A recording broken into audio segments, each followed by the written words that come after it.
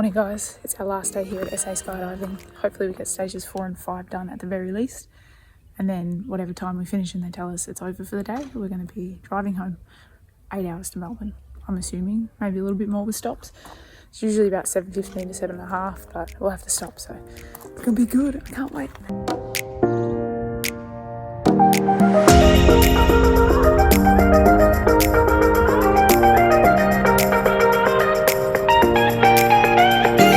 This is so peaceful in the morning. It's the perfect morning. It's the best morning we've had. There's like no wind and clear skies, so I will get to jump soon and I'm excited. I can't wait. I've just got to relax more. Hopefully I'm coming back to you or showing you footage of me doing a good dive and that I relax heaps and it all goes well.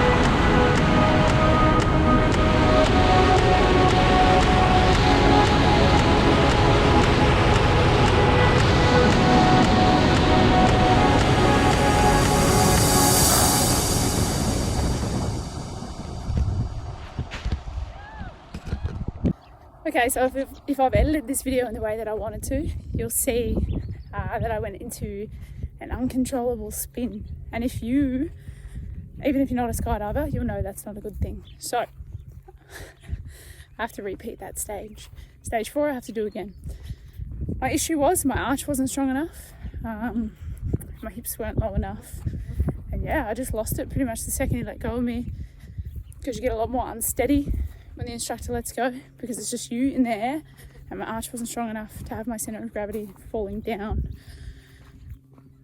You would think that it would make me not want to go up again, but it's actually had the opposite effect. I've been telling everyone that what it's actually done is made me realize that even if the worst happens, I'll still be okay. Now, he pulled the chute for me. Rafi, the instructor, pulled the chute for me. But just as he was about to pull it, I was looking around for him so that I could pull it myself. So I actually had a really clear mind when it was all happening, and I was still checking my altimeter, even though I was like in an uncontrollable spin.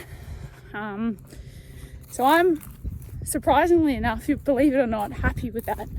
Makes me realise that even if I come to grief up there, even if I lose my instructor next time and they're not there to pull my chute, that I'll be okay. You're not supposed to pull your chute when you're on your back because it might not inflate, but if it doesn't inflate, I still have my reserve. And because I was so calm and clear-headed when that was happening, I know that if that happens to me again and I have to pull my own chute, and if it doesn't work, I'll be able to have the presence of mind to pull my reserve chute. So yeah, absolutely crazy. The video actually looks kind of cool. One of the guys also commented it's actually kind of cool. But I want to do better next time. I have to repeat the stage. They're going to help me a bit more with my arch and getting it to be a bit stronger. And Rafi said he's going to teach me how to get off my back when I'm on my back up in the air. So that's going to be informative. I have a lot to learn. I'm almost definitely the worst one here. I thought I was going to have 2 people for stage 4, but surprisingly enough, I didn't. I reckon I did probably need it, which didn't help. But it is what it is. I'm glad it happened, so I'm glad I only had one instructor. Yeah, I really managed to calm myself down on the way up this time. I think I've been thinking negative thoughts when I'm in the plane on the way up, like, whoa, I'm about to jump out of a plane, anything could happen, sort of thing. I've just been distracting myself. One of the instructors, actually, I had to help him get this long ass hair off his eyeball, because it was on his eyeball and he had contacts, and he was jumping with Brandon. So Brandon was like, fucking hell, he's messing with his eye when we're at 10,000 feet, about to jump out at 12,000 feet. All worked out in the end. Brandon did a good landing, I did a good landing. It happens. That's skydiving for you. I don't think I've heard of anyone else getting into a spin and having to repeat a stage from all the people that I've met in the past couple of weeks. But that's okay. That doesn't mean that I'm not going to get better. It doesn't mean I'm not going to be good at it. I've just got to keep persevering. And then, if I keep having issues and they're consistent, maybe then I can reassess and decide for myself if this is something I want to do. But this is no reason to not continue trying, which I'm going to keep doing.